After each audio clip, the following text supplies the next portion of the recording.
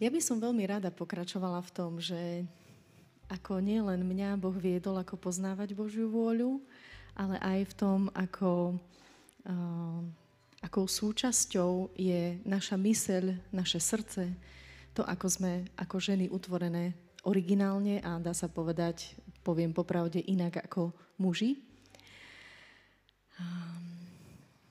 Neviem, či sa vám stáva, že keď ste zavalené, tak ako Katka hovorila, že niekedy, aj vlastne aj Euka, že keď máme toho veľmi veľa a sme v takom frmole, oveľa ťažšie sa nám dá utišiť pred Bohom. Asi máme tú skúsenosť. A niekedy aj uprostred toho formolu, ktorý máme, či už ste mamičky, slobodné, babky, alebo či ste v akomkoľvek nastavení, čo sa týka toho rodinného zázemia, či už ste slobodné mamky, alebo nebodaj vdovy, tak všetko to, čo sa deje okolo nás, alebo aj vo vnútri v nás, sa nás snaží odpriamiť od toho podstatného, od Boha samého, ale aj od toho, aby sme vedeli, čo je Božia vôľa. Ja keď som, nechcem povedať, keď som bola trošku mladšia, ale moja predstava o Božej vôli bola, že to bude jednorazovka, že to bude blesk z neba a ja budem presne vedieť, čo o 10 rokov budem robiť. Viete sa niekto so mnou stotožniť, že máte aj takú predstavu? No. Ja verím, že môže byť aj také, ale vo všeobecnosti zatiaľ pozorujem, že blesk z neba, keď je búrka, áno, ale k tomu, aby ja som porozumela, že čo je moja Božia vôľa, to sa mi nestalo zatiaľ. A keď som uvažovala nad tým, že existuje všeobecná Božia vôľa, môže to byť naše posvetenie, pobožnosť, vďačnosť, ženská spokojnosť, je dosiahnuteľný cieľ, nie je asi trvalý, ale existuje. A veľakrát je práve tam, keď sme s Bohom, keď sme s ním. No, ale v drvivej väčšine, v aktívnom veku, veľakrát to nezažívame, musíme si to vedieť priznať.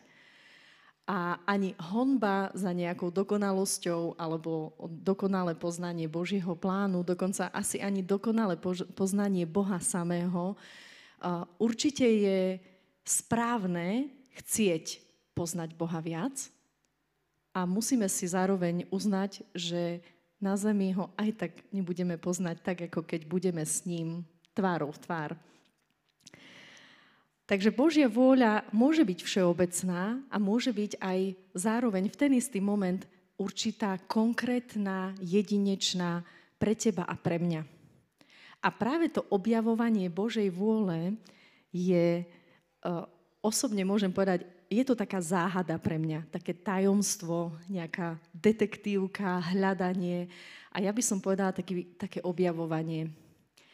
Niekedy je to objav, keď si povieš, aha, tak toto je, alebo toto je pre mňa, alebo aha, tak toto nie je pre mňa. A veľmi často sa nám podľa mňa stáva, že to nemáme, až kým nie sme uprostred toho.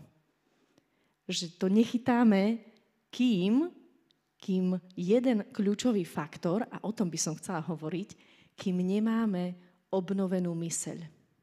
Myseľ je pri objavovaní z môjho pohľadu kľúčová. Ja by som chcela ísť do verša, ktorý je zapísaný v Rímanom 12, 1. a 2. verš. Poďme si ho prečítať.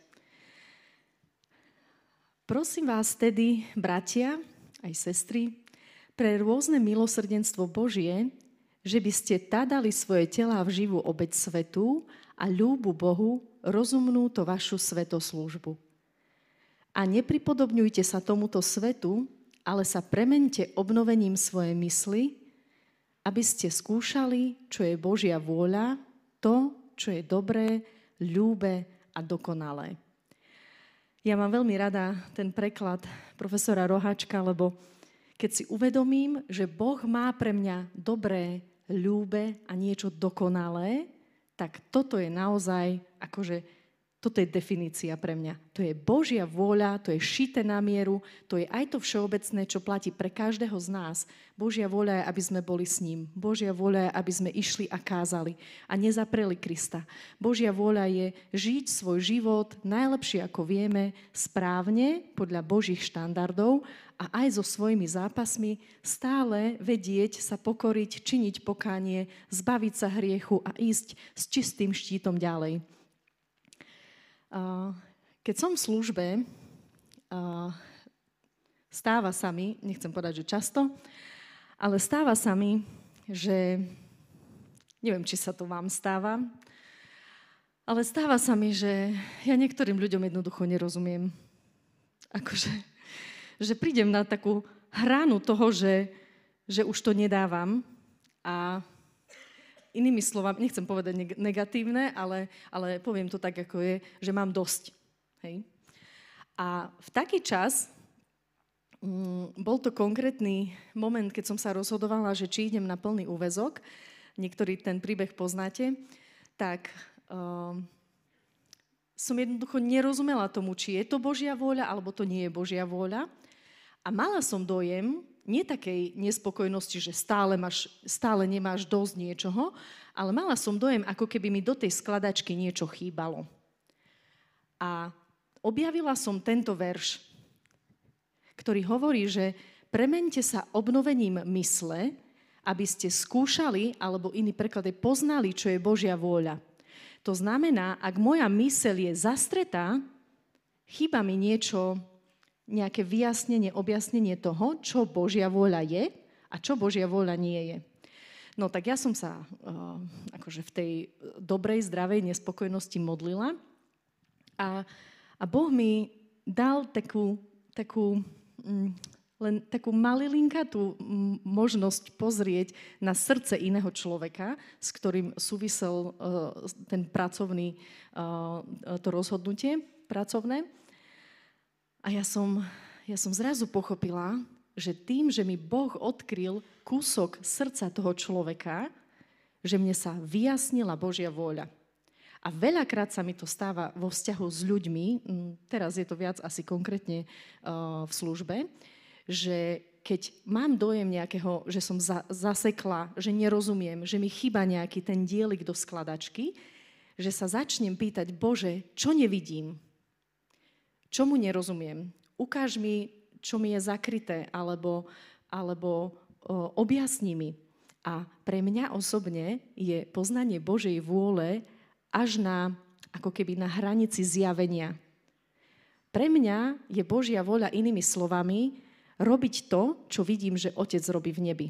To znamená, ak mám frmol, nervy, panika, stres a spýtam sa, Páne, čo ty na to? Čo robíš? Niekedy je to strašná, taká veľmi kratučká otázka a veľakrát tá inštrukcia príde buď do srdca, alebo do mysle.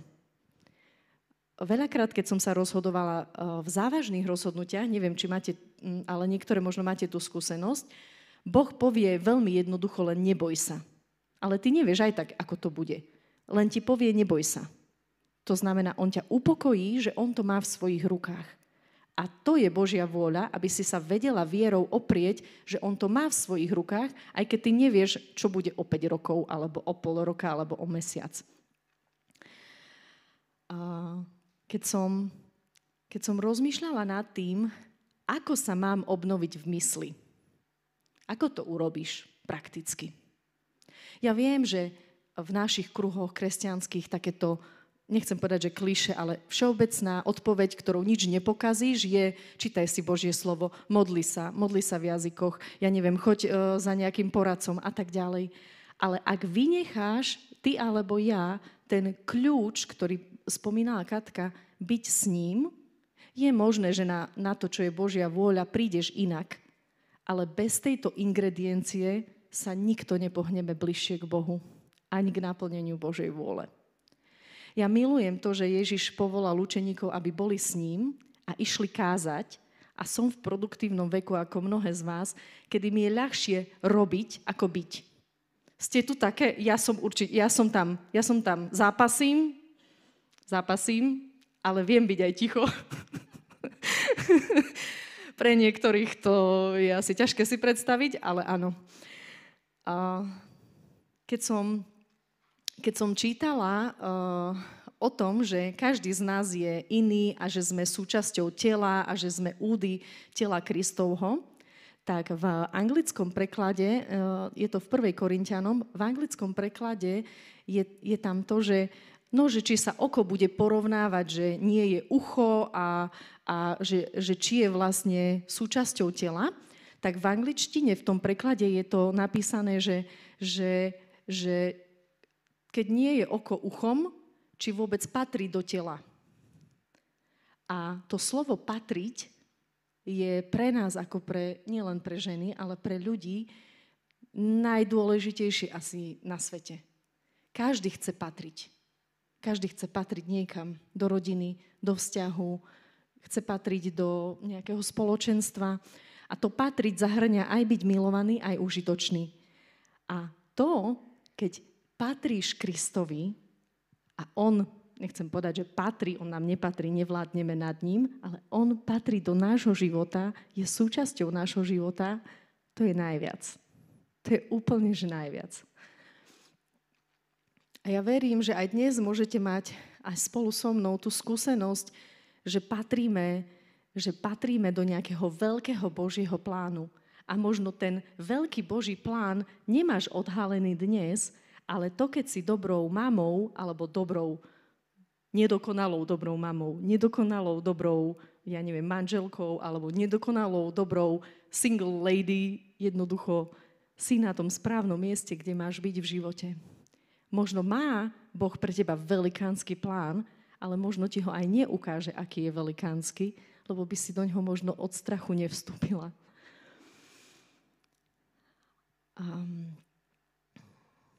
Takže naplniť Boží plán a byť uprostred Božieho plánu môže byť úplne kľudné, bez nejakých extrémnych emócií.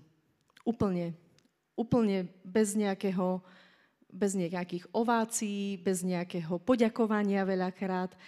A to, o čom hovoríme, že poznať Boží zámer súvisí s premenením mysle, chcela by som, aby sme sa pozreli do Týta.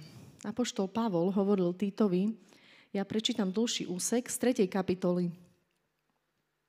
Ale keď sa zjavila dobrota a ľudomilnosť nášho Spasiteľa Boha, nie zo skutkov spravedlivosti, ktorý by sme si my boli činili, ale podľa svojho milosrdenstva nás spasil kúpeľom opätného splodenia a obnovením Svätého Ducha, ktorého vylial na nás bohate skrze Ježiša Krista, nášho Spasiteľa.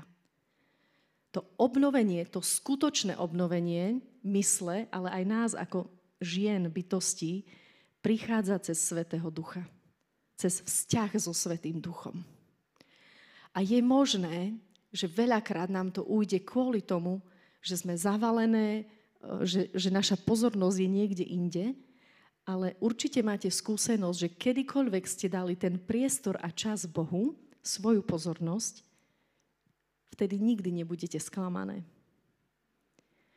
Milujem to slovo, ktoré hovorí, že Boh nie je ako človek, ktorý by klamal, lebo Boh neklame, ale vždy povie pravdu. Ale na to, aby sme tú pravdu počuli, potrebujeme mať ten nerušený čas s ním. A možno niekedy je to pár minút. Možno niekedy je to, keď utečieš na vecko a deti ti klopu, kričia, rozprávajú úlohy a tak ďalej. Ja verím, že je reálne poznať Boží zámer uprostred toho frmolu života. A súvisí to s citlivosťou a práve obnovou tej mysle. Nechcem vám dať akože striktne nejakú domácu úlohu. Ak chcete hĺbšie skúmať a prečítať si o oživení a obnovení, Žalm 119 je fantastický. Žalmista hovorí, obnov ma podľa svojho slova, obnov ma, oživ ma podľa tvojho ducha. Je to fantastická studnica Božích pravd, ktoré keď prídu do tvojho života, vo vnútri sa meníš. Boh mení cez svoje slovo, cez svoju pravdu tvoje vnútro.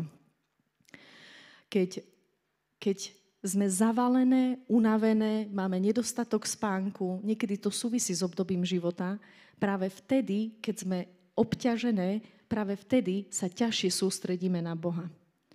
Ale viete, ako máme výhodu? Nemusíte dvíhať ruky. Máme určitú schopnosť byť cieľavedomé, až by som povedala tvrdohlavé. A ja mám pre teba povzbudenie, použij túto tvrdohlavosť na dobré. Zatni sa a choď do slova. Zatni sa a choď do komórky. Nezatni sa a už nikým nerozprávaj. Použij tú črtu cieľavedomosti na dobré a hľadaj Božiu tvár. Hľadaj Božiu tvár tak, aby si ju vedela nájsť. Pre mňa to dobre, ľúbe, dokonalé sú také akéby iskierky, že aha, tu som pochopila, ale aj tak neviem. A idem ďalej. Príkladom je pre mňa Jozef, keď bol v Egypte. Nie je to tam nikde napísané, ale som presvedčená, že musel pracovať so svojou mysľou, kedykoľvek bol odlúčený od svojej rodiny. Kedykoľvek si spomenul, ako ho bratia zradili, ako ho predali, ako bol v tej cisterne, on potreboval odpúšťať. On potreboval svojich bratov uvoľniť zo srdca, lebo by sa nevyhrabal z toho nešťastia, krivdy a trápenia a bolesti. Verím, že čakal, že Boh zasiahne a keď bol v tej situácii, keď oni, tí bratia ho nespoznali a s nimi konverzoval a určite poznáte ten verš, v ktorom je to Genesis 50, v ktorom hovorí, ja to parafrázujem, čo ste vy zamýšľali na zlé, niekedy, ak diabol použije taktiky, žiaľ použije ich cez ľudí a žiaľ ich použije aj cez tých najbližších. Ale tam je silné vyznanie, že čo diabol zamýšľa na zlé, Boh dokáže obrátiť na dobré a to nekončí, lebo ten záver je pre záchranu mnohých. Ty nevieš, keď žiješ svoj život správne pred Bohom v malých veciach, v nepodstatných veciach. Škola, brigáda, doma, upratať, zmieriť sa s mamkou, povedať ockovi prepáč, čokoľvek. Keď žiješ, Jozef žil každodenný život. Áno, boli tam špičky, keď utekal pred Putifarovou ženou, keď sa posväcoval, keď odpúšťal, keď bol vo väzení, to bol jeho každodenný život, ale ty nevieš, či tvoj každodenný život Boh nezamýšľa na záchranu mnohých. Možno sú to generácie, ktoré vyjdú z tvojho lona. Možno je to, že si v škole a učíš. Možno je to v bloku, kedy ľudia vidia tvoj život, ako sa odvíja, ako vieš činiť pokánie, ako vieš žiť tak, že nežiješ v smilstve, ale snažíš sa najlepšie, ako vieš žiť zbožný život. To, že potrebujeme obnovu cez Ducha Svätého, potrebuješ znovu zrodenie. Potrebuješ sa zrodiť z ducha. A to ti dokáže dať jedine Boh. Nedokážeme to prehodiť ako kabát na druhého človeka, ale súvisí to s tvojim slobodným osobným rozhodnutím.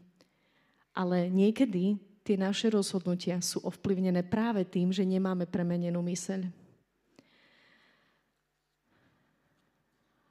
Keď sa pozrieme do Židom 12. kapitoly, 14. verš, tam je to, čo ja myslím, že je kľúčové pre osobný život, ale aj pre ten vzťahový. Stíhajte pokoj so všetkými a posvetenie, bez ktorého nikto neuvidí Pána. Pre mňa je nielen všeobecná, ale osobná Božia vôľa, aby som mala pokoj a aby som žila svätý život, posvetený, bez hriechu, aby som vedela možno nielen svoj život takto ostrihať, ale byť príkladom aj pre tých ľudí, ktorí môj život vidia. A zdá sa to také ako keby všeobecné, že je to všeobecná vec, ale pokoj a posvetenie je pre teba a pre mňa súčasť tej premeny mysle, premeny zmýšľania. Ako zmýšľam o sebe, ako zmýšľam o druhých.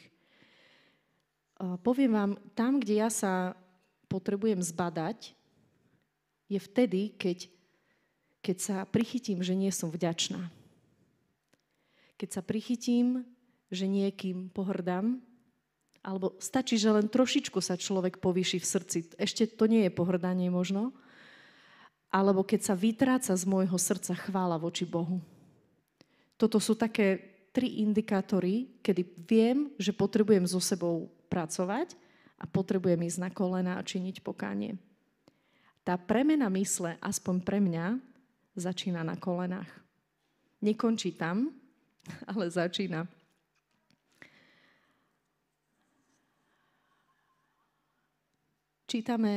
Čítame teraz v našom zbore Bereu, dvojročný plán čítania. A keď sme v kancelárii, niekedy sa rozprávame. Osobne si myslím, že u žien porovnávanie má iný puls ako u mužov a že porovnávanie nemusí byť vždy zlé, ale keď má príchuť telesnosti a tlačí nás dole, to sú také moje rozpoznávacie, vieme, že nie je Božie. V Jánovi v 21. kapitole čítame Bereu a mali sme čítať Jána 12, ale nejak sa mi to ráno pomiešalo, tak som si to čítala. Čítala som si 21. A potom som si všimla, že Števka na Instagrame má, že 12. kapitola, tak som sa chytila za hlavu, tak idem do 12. Ale poznáte to, ako Peter zaprel. To je celkom známy príbeh. Peter zaprel a Ježiš sa ho pýta otázku. Peter, miluješ ma? A Peter hovorí, Pane, mám ťa rád. Tá prvá vec, ktorú vieme Bohu dať, a možno tá jediná je, že mu prejavíme lásku. A z toho vyplýva všetko. Z toho, že milujeme Krista, z toho vychádza náš vzťah k iným ľuďom, naša služba, výchova detí, vzťah k rodičom alebo k ľuďom, ktorí nie sú veriaci. A všimnite si, čo urobí potom Pán Ježiš. On ho povolá, takže najprv sa ho pýta, či ho miluje a až potom mu dá povolanie. To znamená, najprv chce ukázať, buď so mnou, miluj ma, a potom mu hovorí, pas moje ovečky. Hej, že to je najprv povolal učeníkov, aby boli s ním a aby išli kázať. Hej, takže najprv byť, potom robiť. A je tam ďalšia vec, ktorá hovorí o tom, môžeme sa na to pozrieť. Ja som typická žena, typické ženy majú veľa tých záložiek. Táto nie je moja, táto tu bola. 21. kapitola. Tam je ten príbeh, kedy Pán Ježiš povie Petrovi, ako náhle mu oznámi, ako smrťou oslaví Boha. Poď za mnou. To znamená, Ježiš dáva jednoduchý mandát tebe a mne, poď za mnou. Poď za mnou. Dosať si tam svoje meno. Vicky, Lucka, Betka, Lidka a tak ďalej. Poď za mnou. A tu prichádza k tomu klasickému porovnávaniu, ktoré nie je dobré a Pán Ježiš to celkom uprace. Peter Obradec sa uvidel učeníka, ktorého miloval Ježiš, že ide za ním, ktorý sa to aj pri večeri privinul k jeho hrudi a povedal, Pane, ktorý je to, ktorý ťa zradí? Keď toho videl Peter, povedal Ježišovi, Pane, a čo tento? A tento čo? A Ježiš mu povedal, ak chcem, aby zostal, dokiaľ neprídem, čo tebe do toho? Ty poď za mnou. To prvé volanie bolo neutrálne poslanie, poď za mnou. Ale to druhé už bolo, teba čo do Jána, ty poď za mnou. A niekedy je dôležité zastaviť sa radikálne a tam použiť svoju tvrdohlavosť, že sa nejdeš porovnávať Boží zámer iného človeka alebo inej ženy s tým, čo Boh má pre teba pripravené. Môže to byť diametrálne odlišné. A potom hovorí, a tak sa roznieslo to slovo medzi bratov v tom zmysle, že ten učeník nezomrie, že Ján nezomrie. Ale Ježiš mu nepovedal, že nezomrie, ale že ak chcem, aby zostal, dokiaľ neprídem, čo tebe do toho? Nikdy som to nevidela až teraz, že si učeníci domýšľali. Ja mám problém s domýšľaním, dievčatá. Seriózny problém mám. Fakt. Ja dokážem taký scenár vymyslieť, ktorý je tak ďaleko od pravdy, že to, keď sa potom už spamätám, tak si poviem, to jak som mohla také domyslieť. A veľakrát sú to také toxíny, ako keď sama sebe poškodíš. Z toho ma vyseká len Boh, keď mi ukáže pravdu. A tú pravdu nájdem väčšinou v Biblii, v dobrom priateľskom zbožnom rozhovore alebo ticho na kolenách, keď som.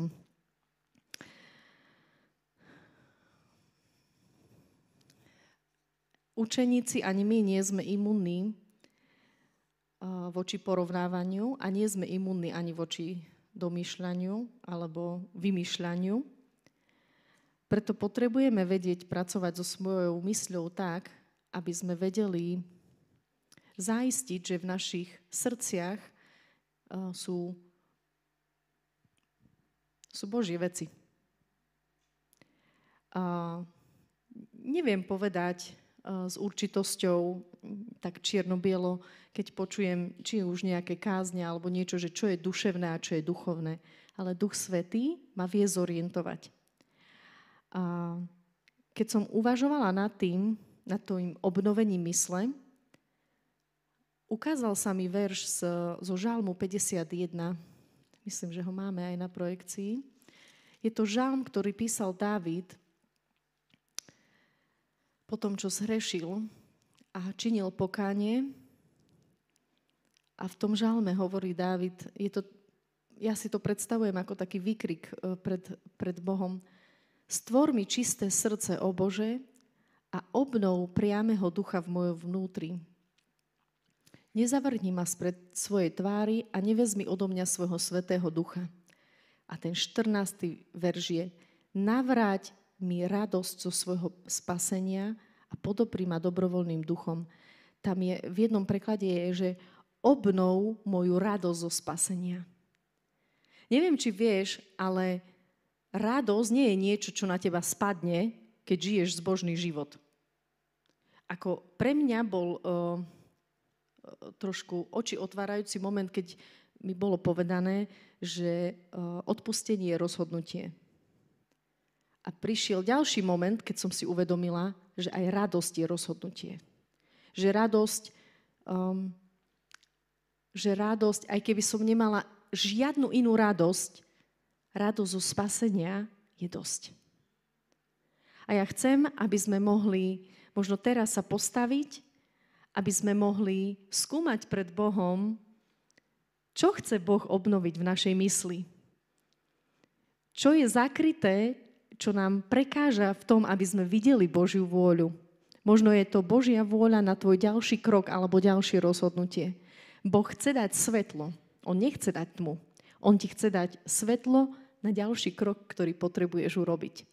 Chce ti dať pravdu. Chce ti ukázať, zjaviť svoju lásku.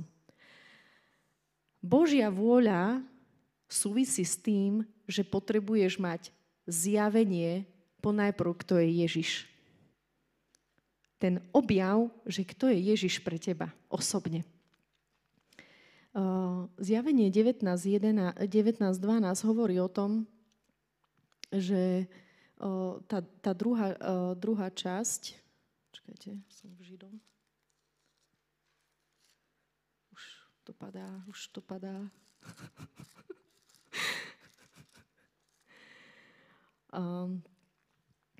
Ján prišiel k nohám, teda padol k nohám anjela, aby sa mu kláňal, ale ten anjel mu povedal: hľaď, neurob to, som tvoj spolusluha a tvojich bratov, ktorí majú svedectvo Ježišovo. Bohu sa kláňaj, lebo svedectvom Ježišovým je duch proroctva. Možno dnes ti nikto osobne nepríde povedať proroctvo, ale som si istá, že dnes, keď budeš Ježiša poznať o kúsok viac, že budeš mať svedectvo s ním, že on presne vie o tvojej situácii. On presne vie, čo ťa trápi. On presne vie, čo ťa vie položiť na zem a on presne vie, ako ťa má podvihnúť a zdvihnúť hore. Ja milujem to na Bohu, že on ťa nezatlačí, už aj keď si zatlačená, aj keď si možno na dne, on ťa tam nepritisne ešte viac. On ťa vždy bude chcieť dvíhať. A moja modlitba je, aby dnes mohol Boh rozdúchať v nás svojho ducha tak, aby naše vnútro bolo oživené, aby bolo obnovené a napriamené to, čo je pokrčené alebo stlačené, aby dnes mohol byť ten deň pre niektorú z vás, keď som sa pripravovala, možno sa potrebuješ prinavrátiť k Bohu.